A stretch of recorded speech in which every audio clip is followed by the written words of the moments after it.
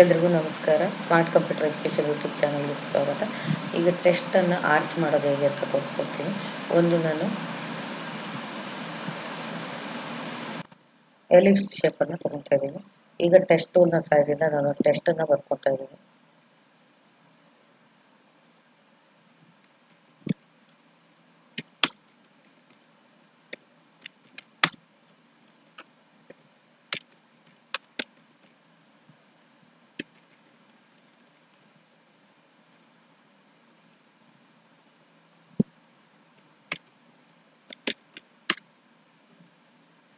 ಈ ಟೆಸ್ಟನ್ನು ಪಿಕ್ ಟೂಲ್ ಸಹಾಯದಿಂದ ಸೆಲೆಕ್ಟ್ ಮಾಡ್ಕೊಂಡಿದ್ದೀನಿ.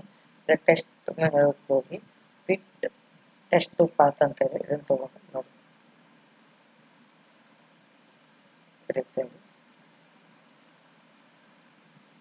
ನೀವು ಟೆಸ್ಟನ್ನು ಆರ್ಚ್ ಆಗಿ ಬದಲಾವಣೆ ಮಾಡ್ಬೋದು. ಸೊ ಏನು ಮಾಡಿದ್ದೆ ಅಂದರೆ ಇನ್ನೊಮ್ಮೆ ನೋಡ್ಕೊಳ್ಳಿ. ಇದು ಒಂದು ಎಲಿಪ್ಸ್ ಟೂಲನ್ನು ತೊಗೊಂಡಿದ್ದೀನಿ. ಸೊ ಈಗ ಟೆಸ್ಟ್ ಟೂಲ್ನ ಸಹಾಯದಿಂದ ನಾನು ಟೆಸ್ಟನ್ನು ಬರ್ಕೊತಾ ಇದ್ದೀನಿ. ಟೆಸ್ಟ್ ಸೈಜನ್ನು ಜಾಸ್ತಿ ಮಾಡ್ಕೊತಾ ಇದ್ದೀನಿ.